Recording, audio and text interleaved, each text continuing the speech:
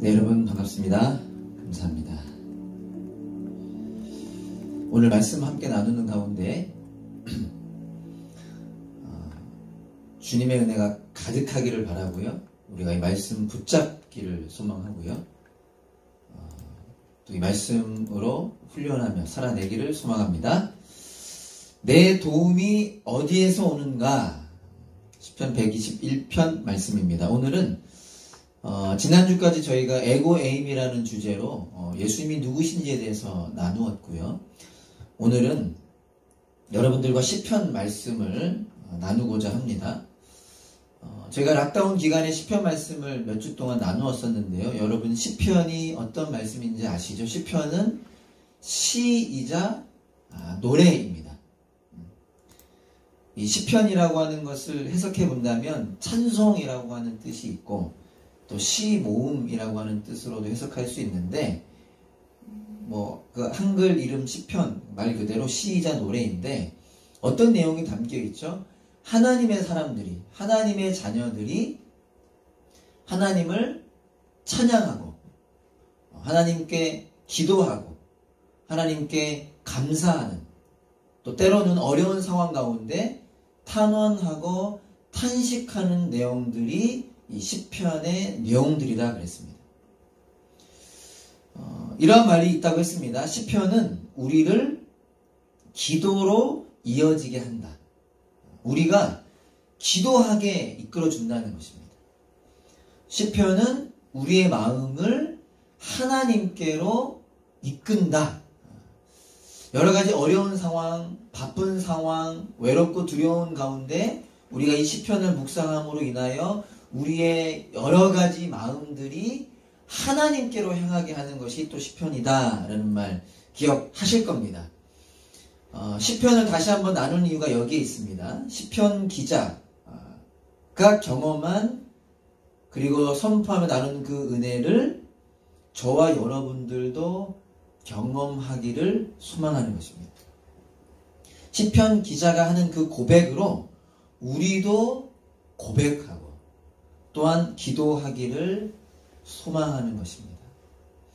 특별히 여러분 지금 우리가 코로나라고 하는 또 락다운이라고 하는 어려운 시간을 살고 있잖아요. 그 어려운 상황 속에서 특별히 많은 지체들이 여러 가지 일들로 참 아파하고 있습니다. 그 아픔을 함께 아파하는 가운데 또 우리 전사님들께서도 계속해서 언급해 주시듯이 아프가니스탄과 미얀마 등 세계 곳곳이 우리가 상상할 수 없을 만큼의 그 고통을 겪고 있는 것들을 우리가 보는 가운데 오늘 이 시편 말씀을 더욱 붙잡기를 소망합니다. 오늘 시편 121편을 우리가 함께 나눌 텐데 이 시편 121편으로 이러한 여러 가지 상황 가운데 우리가 그 은혜를 붙잡으며 그 은혜로 기도하며 살아가기를 소망합니다. 오늘 본문 시편 121편은 우리가 정말 잘 아는 시편이죠. 찬송가와 또 오늘 찬양 시간에 함께 나눴던 하나님은 너를 지키시는 자라고 하는 찬양을 통해서도 정말 잘 알려져 있는 시편이 바로 이 시편 121편입니다. 그래서 한 번씩 제가 이렇게 말씀드리는데 어떻게 얘기해야 될까요? 더 걱정하는 마음 또 더 떨리는 마음으로 말씀을 준비했습니다. 우리가 너무 잘 알고 있는 말씀이다 보니까 그냥 익숙하게 지나갈 수 있을 수 있겠다. 그리고 썸네일 내 도움이 어디서 오는가 딱 뜰 때 그런 반응들 많이 있다고 해요. 보자마자 이러한 얘기 하시겠구나 라는 반응이 나온다고 하는데 여러분 이 시편 121편의 고백이 우리의 고백이 되기를 소망합니다. 너무 잘 알고 계시나요? 하나님은 너를 지키시는 분이라고 하는 찬양을 통해 너무나 잘 알고 계십니까? 거기서 멈추지 않고 정말 우리가 그렇게 고백하며 살아갈 수 있기를 소망합니다. 성경 펼쳐보시면 여러분들이 가지고 계신 성경을 보시면 이미 우리 전사님께서도 얘기해 주셨지만 시편 121편 위에 보면 이 시편의 표제가 이렇게 기록되어 있습니다. 성전에 올라가는 순례자의 노래라고 쓰여져 있어요. 성전에 올라가는 순례자의 노래. 이것이 무엇을 의미하는지 우리는 정확히 알 수는 없습니다. 그 당시 사람들은 알 수 있었겠죠. 그러나 지금 우리는 이게 어떤 의미인지 정확히 알 수는 없고요. 다양한 해석들이 있습니다. 근데 그 다양한 해석들 중에 가장 보편적인 해석이라고 할 수 있는 것은 다른 지역 혹은 외곽 지역에서 예루살렘으로 여행하는 순례자들이, 특별히 이스라엘은 크게 세 가지의 절기가 있었잖아요. 그 절기에 참여하기 위해서 예루살렘으로 여행하는 순례자들이 그 여정 가운데 불렀던 노래라고 해석하는 것이 가장 보편적인 해석입니다. 한번 생각해 보면 좋을 것 같아요. 저 멀리서 예루살렘, 이스라엘의 예루살렘으로 갑니다. 특히 그 당시 대부분이 걸어서 갔겠죠. 걸어서 그 먼 거리를 간다라고 할 때 그 여정 자체가 힘들 수 있습니다. 혹은 여정 가운데 여러 가지 다른 일들, 다른 어려움들을 겪게 될 수 있죠. 자연으로 인한 어려움이라든지 동물로 인한 어려움이라든지 예상할 수 없는 일들로 인한 어려움을 겪게 될 수 있죠. 그때 시편 기자가 스스로에게 이렇게 질문하는 겁니다. 1절을 한번 볼까요? 이렇게 질문합니다. 내가 눈을 들어 산을 본다. 내 도움이 어디서 오는가? 여정 가운데, 힘겨운 걸음 가운데 잠시 멈추어 눈을 들어 산을 보는 것입니다. 그러면서 질문하는 거죠. 내 도움이 어디서 오는가? 여러분, 우리 모두는 인생이라고 하는 여정을 살아가고 있습니다. 궁극적인 우리가 바라고 있는, 우리가 향하고 있는 것은 저 영원한 천국이죠. 그 영원한 천국을 향하여 걸어가는 우리도 순례자인데, 그 인생이란 여정 가운데 우리가 깨닫게 되는 것은 무엇이죠? 그 여정은 혼자 살아갈 수 없다는 거예요. 그 누구도 인생을 혼자 살아갈 수 없다. 그리고 나아가서 그 혼자 살아갈 수 없는 여정 가운데 우리는 여러 가지 어려움을 만나게 된다는 거예요. 특별히 지금 우리는 코로나라고 하는 어려움을 겪고 있죠. 그렇기 때문에 우리 모두 오늘 시편 121편의 기자처럼 질문하게 될 것이고요. 또 질문하기를 바랍니다. 오늘 한번 질문해 보시면 좋겠습니다. 내 도움은 어디에서 오는가? 물론 나는 도움 필요 없어, 나 혼자서 잘할 수 있어 라고 생각하는 분들이 아직 계실지 모르겠어요. 그런 분들의 마음도 성령님께서 만져주셔서 미리 먼저 질문해 보길 소망합니다. 나의 도움은 어디에서 오는가? 오늘 함께 읽은 시편 121편을 통하여 우리는 중요한 두 가지 사실을 알게 됩니다. 모르셨다면 알게 되고, 알고 계신다면 깊이 깨닫게 되고, 깨달으신 분들은 그렇게 살아가기를 바라는데요. 우리가 중요한 사실 두 가지를 알게 되는데, 이것을 다르게 이렇게 표현할 수 있을 것 같아요. 우리는 하나님을 믿는 사람들, 하나님의 자녀들이잖아요. 그러니까 이렇게 질문할 수 있을 겁니다. 하나님을 믿는 자들의 삶은 어떤 삶인가? 우리가 하나님의 자녀가 되었다라고 고백하는데, 하나님의 자녀된 자들의 삶은 어떤 삶인가를 시편 121편이 선포하고 있는데요. 첫째는 무엇이냐? 도움은 하늘과 땅을 만드신 주님에게서 온다 라는 것을 아는 삶입니다. 다시요. 도움은 하늘과 땅을 만드신 주님에게서 온다. 그것을 알기에 그 하나님을 의지하는 삶이 하나님의 자녀가 된 삶임을 시편 121편이 선포하고 있습니다. 시편 기자가 여정 가운데 눈을 들어 산을 보았습니다. 히브리어 원문을 보면 이 산이라고 표현되어 있는 부분이 산들이라고, 보다 정확히 표현한다면 산들이라고 되어 있는데요. 서두에도 언급했듯이 만약 이 시가 예루살렘으로 가는 여정 중에 부른 노래가 맞다면 지금 시편 기자가 바라보고 있는 이 산들은 아마도 예루살렘 성을 둘러싸고 있는 산들일 것입니다. 근데 그 산들 가운데 있는 예루살렘 성, 그 예루살렘은 무엇을 상징하는 거죠? 이스라엘 백성들에게 있어서 하나님을 상징하는 거잖아요. 그래서 시편 기자는 그 산들을 바라보면서 그 산이 상징하는 하나님을 고백합니다. 2절에서 이렇게 고백하죠. 내 도움은 하늘과 땅을 만드신 주님에게서 온다. 혹 지금 이 기자가 예루살렘 성을 둘러싸고 있는 산을 보고 있는 것이 아니다 하더라도 이 기자는 하나님의 자녀로서 산을 바라보면서 하나님을 기억했다라는 것이 중요한데, 그 하나님은 어떤 하나님입니까? 지금 자신이 바라보고 있는 그 산들을 만드신 하나님이라는 거예요. 제가 자주 날씨 얘기를 하죠.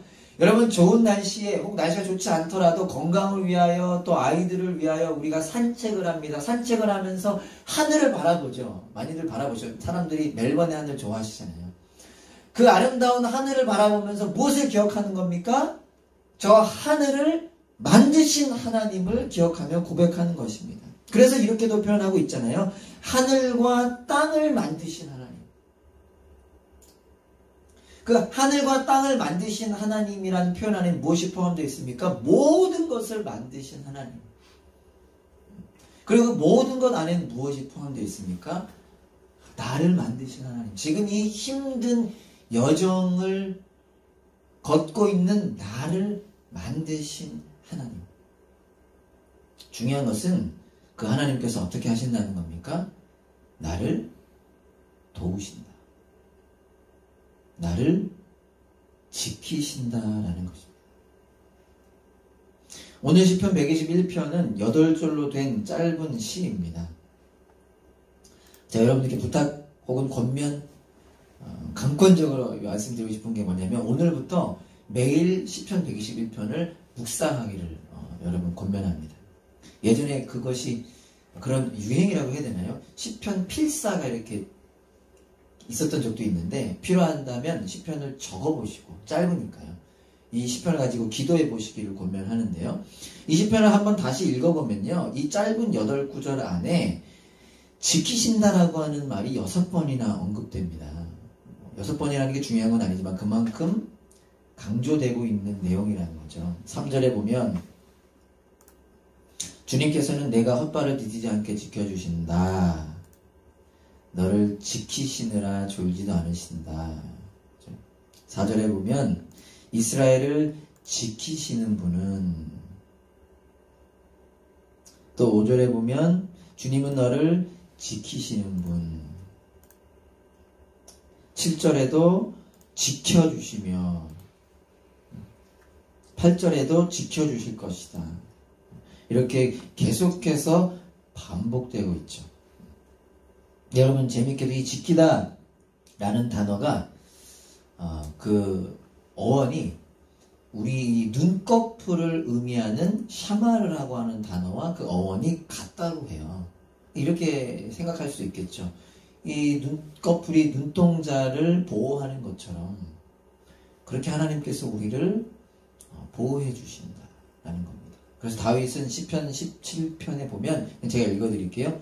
주님의 눈동자처럼 나를 지켜주시고 라고도 고백하죠. 처음에 저는 이게 어떤 의미일까 싶었었는데, 이 눈꺼풀이 눈동자를 지키듯, 주님이 주님의 눈동자를 지키듯 우리를 지켜주신다는 거예요.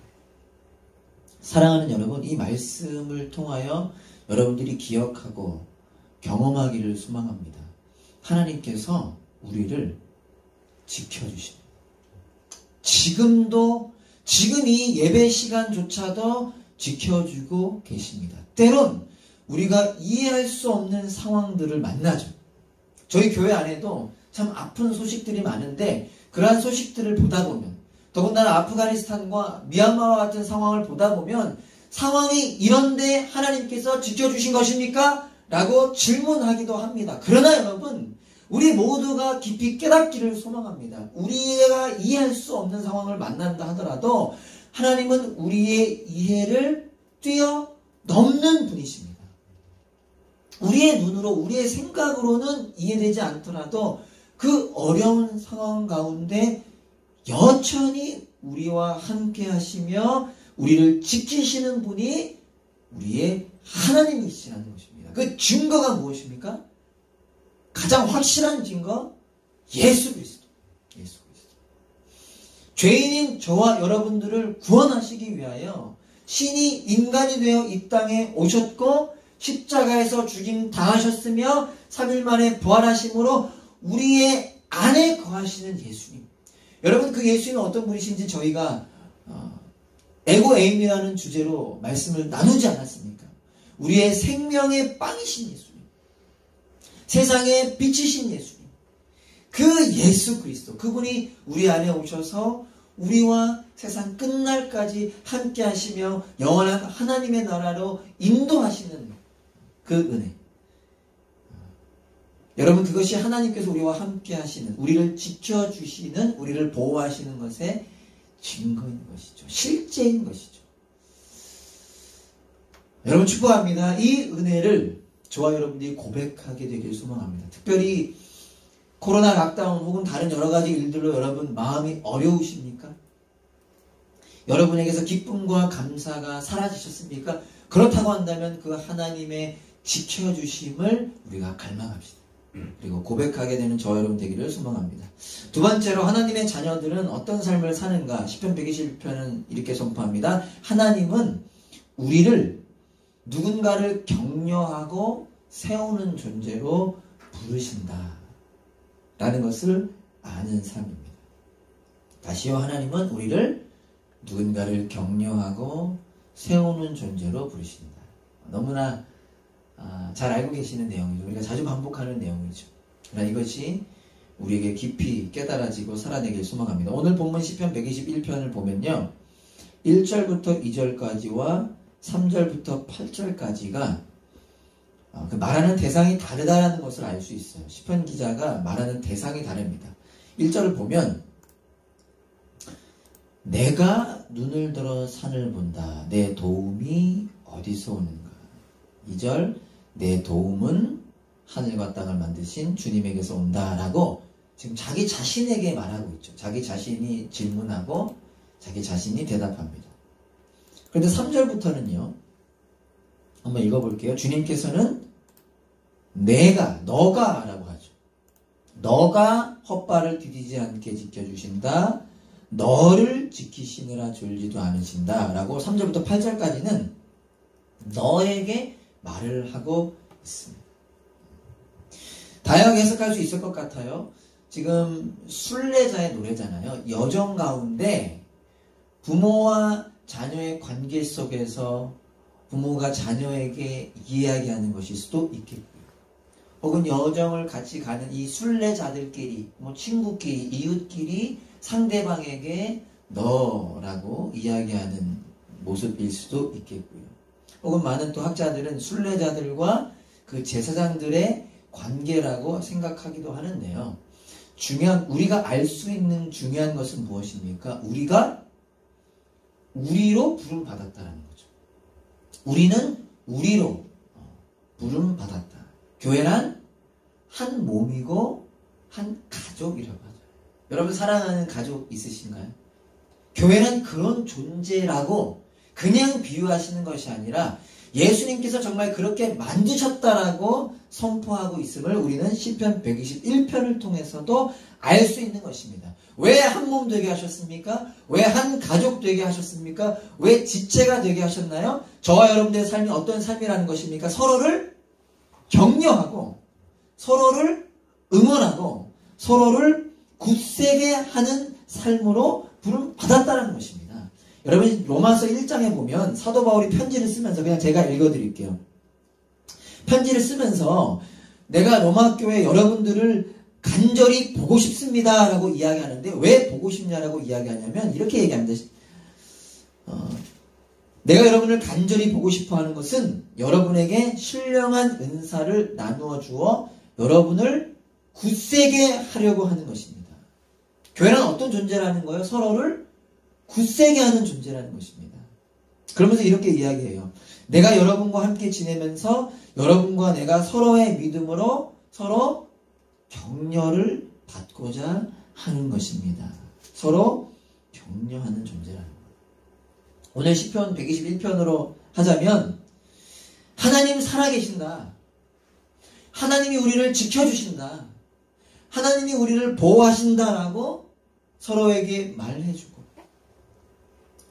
보여주고 섬기는 삶으로 우리는 부름받았다라는 것입니다. 제가 여러 번 얘기 나눴던 부분인데요.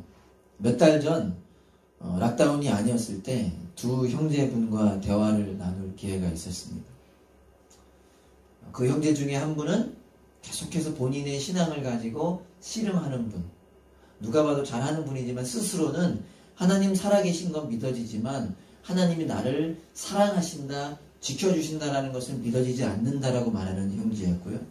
다른 한 형제는 오랜 방황의 시간 끝에 예수님의 은혜를 경험함으로 그 은혜를 기뻐하고 감사하고 막 나누고 싶어 했던 형제였습니다. 둘이 참 친밀한 관계였는데요. 그 하나님의 사랑하심이 느껴지지 않는다는 그 지체에게 그 다른 지체가 이렇게 여러 이야기 가운데 이런 이야기를 했습니다. 제가 그 앞에 있었는데요. 형, 하나님이 나를 사랑하신다는 게 느껴져. 그 힘든 시간, 그때는 하나님이 나와 함께 하지 않으신다라고 생각했는데 이제 보니 모든 순간 하나님이 나와 함께 하셨다라고 하는 것이 나는 이제 믿어지고 고백돼. 예수님 내 안에 살아계시는 것이 느껴져 라는 말을 했습니다. 그 말을 했을 때 다른 한 지체가 눈물을 흘리더라고요. 여러분, 사람의 말 자체에 힘이 있어봤자 얼마나 힘이 있겠습니까? 그런데 그 말에 힘이 있더라고요. 그 시간에 힘이 있었습니다. 그 관계에 힘이 있었습니다. 우리가 최근에 함께 했던 슬기로운 노담 생활을 통해서도 우리가 보고 느끼지 않았습니까? 여러 지체들이 피드백 해주신 것들을 제가 듣게 됐는데요. 그 편지, 그 카톡, 그 전화로 정말 큰 힘을 얻고 격려를 받았다라고 했어요. 여러분, 우리 연약하고 부족한 존재잖아요. 우리의 글, 우리의 말 얼마나 힘이 있겠습니까? 그러나 하나님께서 그런 연약한 우리를 통해 일하신다라는 것을 우리는 경험해왔고 또 경험할 것이며 경험하기를 소망하기를 바랍니다. 바쁜 삶을 살고 있죠. 그러나 우리가 사랑하는 우리의 가족을 위해 우리가 헌신하듯이 여러분 한 몸으로 한 가족으로 부름받았음을 우리가 기억하며 서로를 그렇게 격려했으면 좋겠습니다. 사랑하는 형제에게, 사랑하는 자매에게, 힘들어하는 이들에게 격려했으면 좋겠습니다. 하나님 살아계신다. 하나님이 지켜주신다. 물론 이 말 자체가 힘이 되지 않을 수 있습니다. 그러나 우리가 기도하면서, 우리가 눈물로 기도하면서 함께 격려할 때에 정말 하나님의 지켜주심을 경험하게 되는 저와 여러분 될 줄 믿습니다.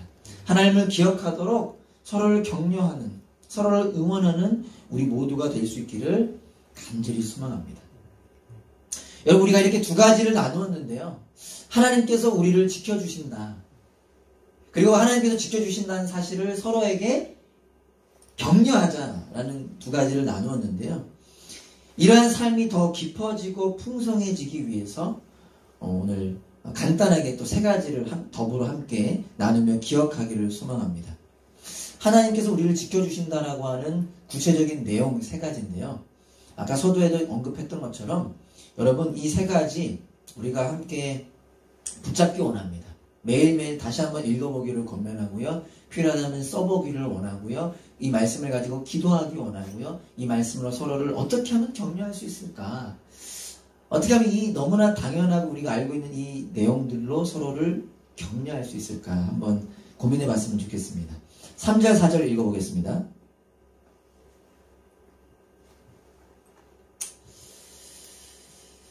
3절 4절 읽어볼게요. 주님께서는 내가 헛발을 디디지 않게 지켜주신다. 너를 지키시느라 졸지도 않으신다. 이스라엘을 지키시는 분은 졸지도 않으시고 주무시지도 않으신다. 첫째, 하나님은 어떤 분이시냐? 하나님은 졸지도 주무시지도 않으신다. 이 표현을 왜 했을까요? 당시 사람들은 그들이 만든 그 신이 있지 않습니까? 가짜 신이죠. 근데 그 신들이 잠들어 있다고 생각했습니다. 그래서 나타난 현상 중에 하나가 무엇이냐? 그 신의 도움이 필요할 때 그 신을 깨워야 되는 거예요. 그래서 하는 게 뭐죠? 여러 가지 제사의식을 행하는 겁니다. 그 제사의식을 통해 그 신들을 깨우는 거죠. 우리가 딱 하면 생각나는 장면이 있는데 엘리야가 그래서 바알의 선지자들과 싸울 때 바알의 선지자들에게 이러한 얘기를 합니다. 그들이 막 자기들 나름대로 제사의식을 행하는데 하늘에서 불이 떨어지지 않잖아요. 그러니까 엘리야가 뭐라고 얘기하냐면 더 큰 소리로 불러보십시오. 바알은 신이니까 다른 볼일을 보고 있을지 아니면 용변을 보고 있을지 멀리 여행을 떠났을지 그것도 아니면 자고 있으므로 깨워야 할지 모르지 않소 라는 식으로 엘리야 그들에게 이야기하죠. 당시 사람들이 그러한 생각을 하고 있었던 것입니다. 신이 졸 수도 있다, 주무실 수도 있다. 우리가 시편을 읽다 보면 하나님의 부재로 인하여 하나님의 부재와 같은 상황으로 인하여 하나님 깨어나십시오 라고 하는 고백을 보기도 하는데요. 오늘 시편 기자는 우리에게 무엇을 이야기하냐? 하나님은 그런 가짜 신들과는 다르다는 거예요. 하나님은 졸지도 않으시고 주무시지도 않는다.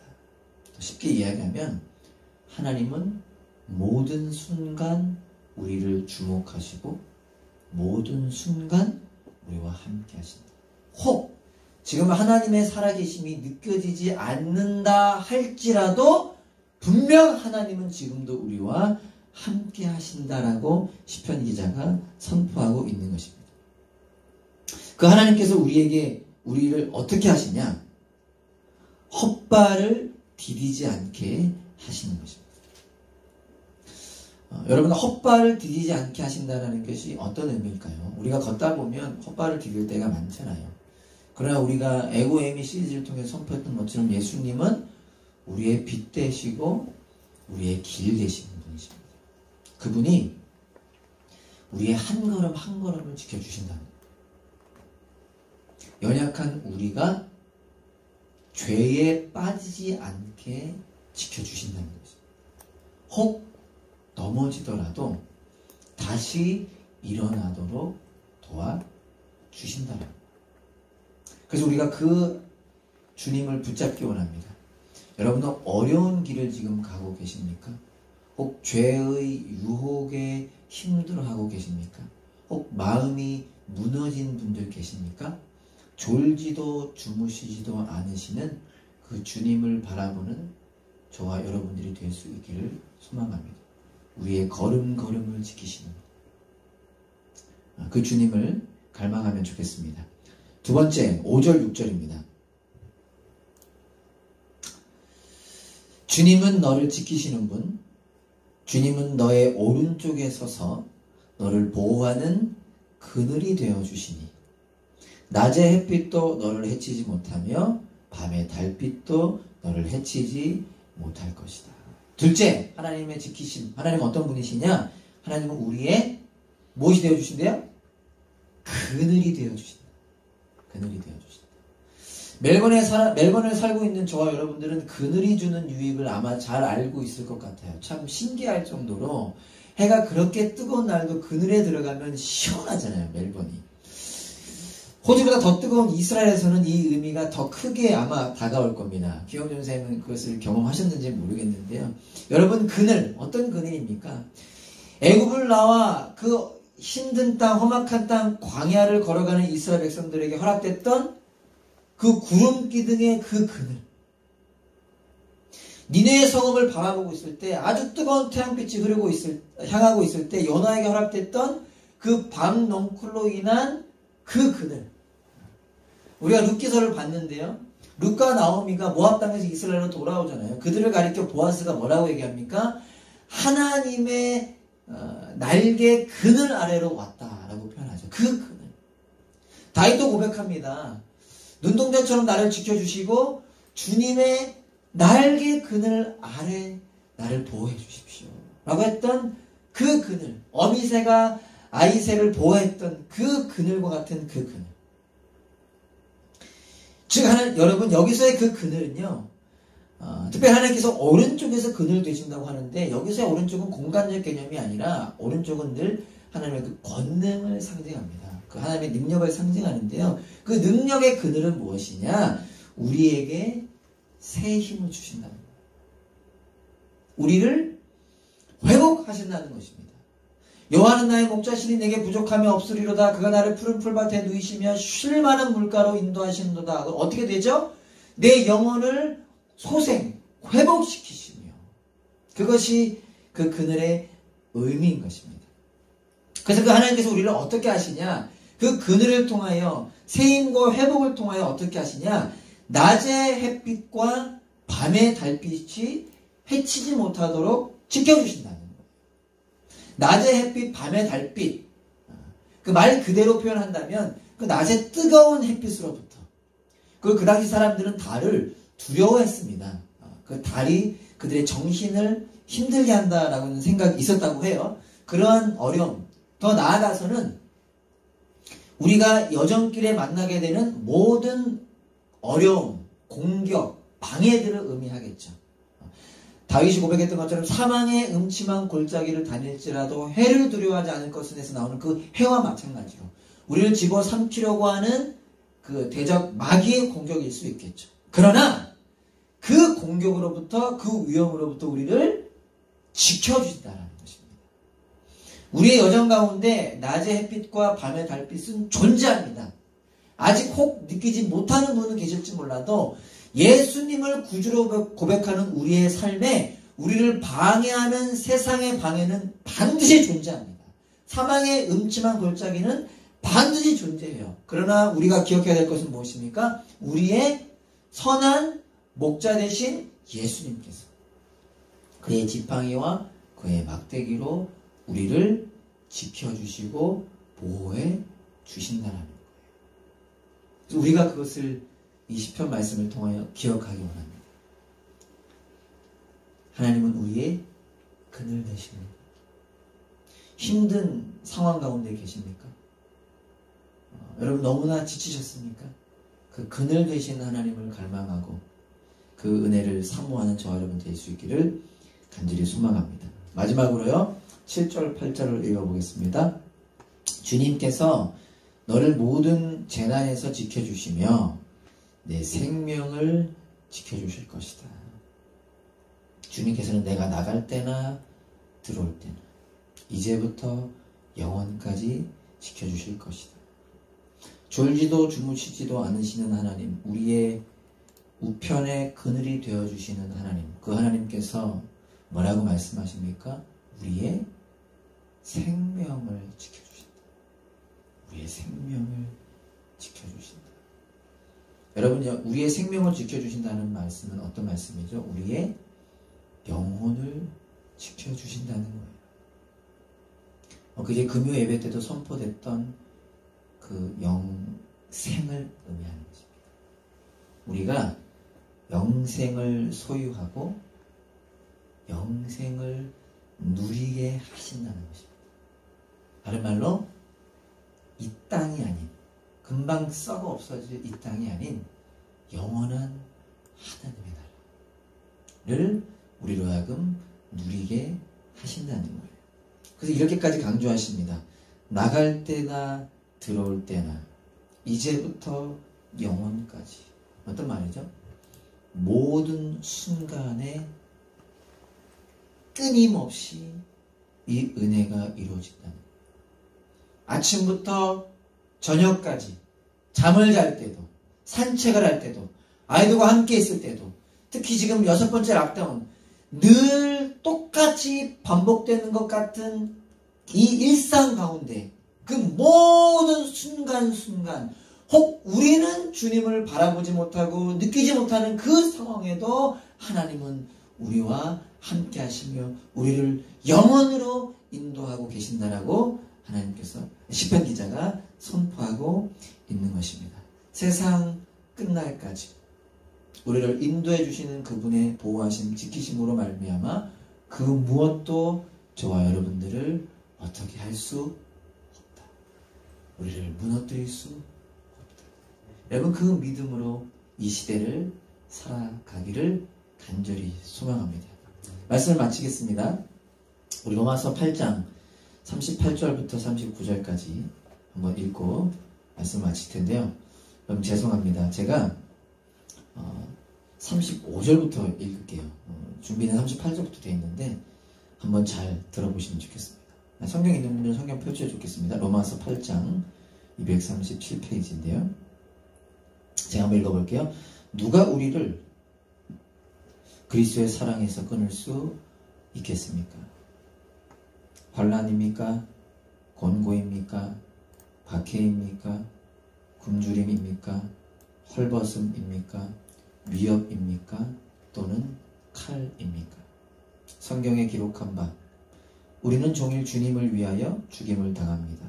우리는 도살당할 양과 같이 여김을 받았습니다. 한 것과 같습니다. 그러나 그만큼 어려움과 아픔 가운데 있다 하더라도 우리는 이 모든 일에서 우리를 사랑하여 주신 그분을 힘입어서 이기고도 남습니다. 그리고 선포합니다. 나는 확신합니다. 여러분, 우리도 시편 121편을 통하여 확신하게 되기를 소망합니다. 갈망하기를 소망합니다. 죽음도, 삶도, 천사들도, 권세자들도, 현재일도, 장래일도, 능력도, 높음도, 깊음도, 그 밖에 어떤 피조물도 우리를 우리 주 예수 그리스도 안에 있는 하나님의 사랑에서 끊을 수 없습니다. 여러분, 그 무엇도 우리를 그 사랑에서 끊을 수 없습니다. 여기 엄마 아빠분들 계시죠? 여러분, 엄마 아빠분들, 여러분들의 자녀들을 향한 마음이 어떻습니까? 이 문제 생기면 이렇게, 저 문제 생기면 저렇게, 모든 순간 잠잘 때도 의식이 깨어 있으시죠? 아닌 분들도 계시나요? 길을 갈 때 이 아이가 어떻게 될까봐 혹은 위험한 일이 생기지 않을까 늘 정신을 솟구치고 심정을 솟구치고 그 아이를 지켜주고 계시잖아요. 여러분, 그것과 비교할 수 없는 하나님의 지키심과 보호하심이 그분의 자녀된 저와 여러분들에게 향하고 있다고 성경은 선포하고 있는 것입니다. 그것이 추상적인 개념이 아니라 알고 있는 이야기가 아니라 정말 이 어려운 시대에 저와 여러분들이 경험하고 갈망하고 붙잡고 서로에게 권면하고 격려하는, 그래서 함께 중보하며 나아가는 저와 여러분 될 수 있기를 간절히 소망합니다. 다시 한번 강조합니다. 시편 121편 오늘부터 주무시기 전에 아침에 일어나서 혹은 점심 먹고 나서 그 짬짬이 보니까 여러분들 아무리 바쁘신 분들도 다 시간 있으시더라고요. 그 요즘 유행하는 끝났다 그랬나요? 그 드라마 저 빼고 다 보신 것 같은데 여러분, 우리 할 수 있습니다. 시편 121편을 통하여 어떻게 하면 이 말씀을 내가 붙잡을 수 있을까? 어떻게 하면 이 말씀으로 기도할 수 있을까? 어떻게 하면 이 말씀으로 내가 사랑하는 저 형제 자매님 내가 격려할 수 있을까? 한번 고민하면서 한 주간을 살아내시는 저와 여러분 될 수 있기를 간절히 소망합니다. 우리 오늘 찬양팀과 함께 찬양해 주셨던, 인도해 주셨던 하나님은 너를 지키시는 자, 이 시편 121편을 그대로 담고 있는 찬양이죠. 우리 함께 찬양하고 기도합시다.